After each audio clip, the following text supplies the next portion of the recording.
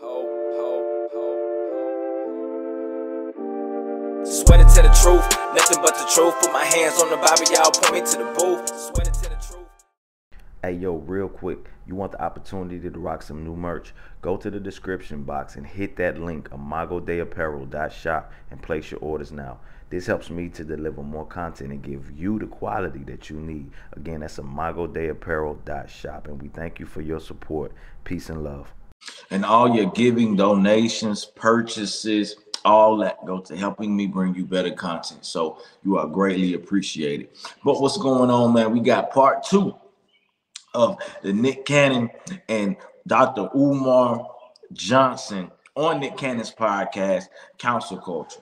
In this episode, Nick Cannon asked, was he wrong for wearing a dress? Dr. Umar Johnson, in answering this question, didn't come off as judgmental, but he came off as if a father was teaching to a son or an older brother was teaching to a younger brother. I think the way he went about this should definitely be a teaching moment. Now, again, I want to say I do not agree with everything Dr. Umar Johnson does and says, but nonetheless, he does make a lot of points that I do agree with, and this is definitely one of them. But without further ado, let's tap in. Did I do something wrong by wearing a dress in my younger years? I want to quote one of our elder grandmaster teachers, Professor James Small. Yes. He said, in response to a question about movies, media, and entertainment, he said, all content has intent.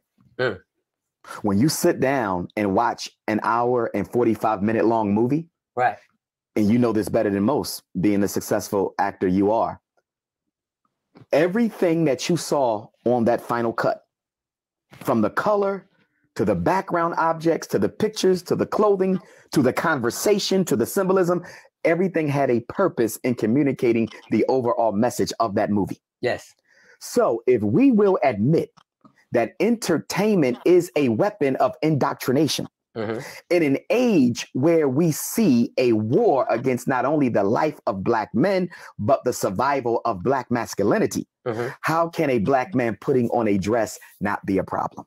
Most definitely, bro. I'm talking about broke that down. I would have to say any man, for that matter. Man represents power, authority, protection, provision, and leadership. Now, there are many things that can undermine what a man represents, but nothing quite like emasculation. And I would argue that anything that undermines a man and what he represents is a man being emasculated. So what I'm saying is, I don't think that undermining a man and emasculation can be taken apart.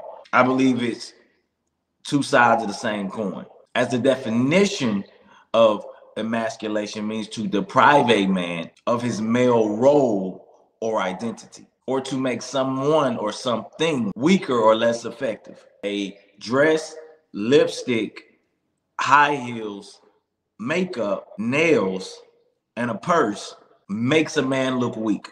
I don't see power, authority, protection, provision, leadership. When I see that, I see subverted, submissive, confused, weak, misinformed, and misled. Submissive in that it makes the man conform to the ways of this world, which is not him being a leader, but a follower. Subverted in that he has been undermined and what he represents, meaning power, authority, leadership, protection, provision. Confused in that he does not know who he is or what he's been called to do. Weak in that he's a follower and not a leader. Misinformed because he's been given the wrong information, and misled because he has the wrong ideas.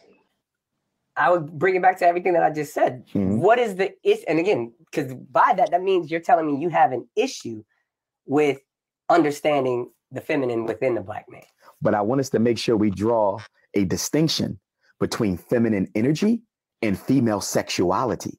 Because when you spoke earlier about being secure in your masculine and being able to entertain your feminine, I can respect that. Right. But we're not talking about entertaining the feminine, because we all have that balance within us. Right. But masculine and feminine energy is not the same as male sexuality and female sexuality. So, for example, certain feminine trait, patience is a feminine trait. Absolutely. You see that? Tolerance is a feminine trait.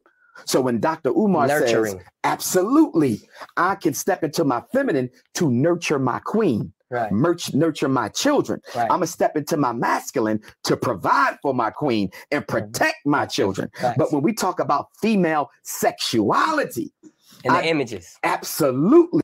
Absolutely, bro. The images. Images are about how everything is perceived. The old saying, a picture says 1,000 words. Well, just imagine how many emotion picture is saying. And it's usually conveying the narrative for us. That's the major point of it all. How am I taking this in? And as Dr. Umar said in the beginning of this, content always has intent.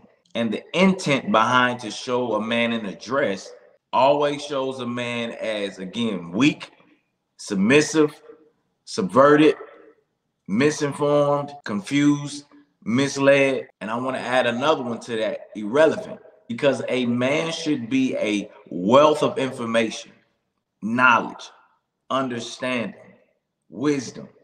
If we are to train our children, as the Bible tells us to, train our children up in the way that they will go, they should go, and they will not depart from it, then that means that we are to be teachers, that we are to lead, we are to guide, we are to direct. So this means that we must be able to equip them with something to make them effective in their lives. But we can't do that if we don't know who we are as men. If we're misinformed, if we're confused, if we're submissive, and all of those things adds for the irrelevancy of the man. For children who consume more television per capita than any other ethnic group in America. So the messages you put in those movies are going to hit our children 50 times harder because they're more dependent on television than anyone else. And they're less likely to have a father at home, Nick. So you're talking about a black male role model who took me this far in my life as a masculine example. And now you're going to put this on, which is now going to force me as an innocent child to entertain all of what can come from putting on that dress. And this is why I hold entertainers, celebrities accountable, because you know that people are watching you. You know that the youth are looking to you as an example. You know that there are a lot of children that don't have positive role models. And so I hold these people accountable because I understand that they are cultural icons, that they are looked at and even beheld into the eyes of people as trendsetters, trailblazers. But oftentimes, instead of leading properly, instead of giving kids the proper message, they rather sell out for a check. I see the spotlight as a great responsibility. You will be held accountable for all that you said and done, and for those who followed you.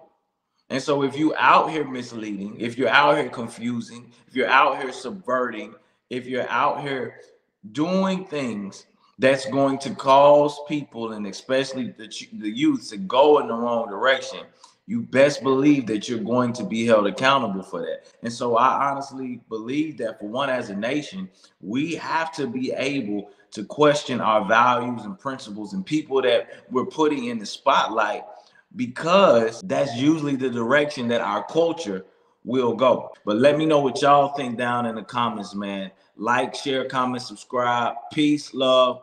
I'm out. Swear to tell the truth, nothing but the truth. Put my hands on the Bible, y'all point me to the booth.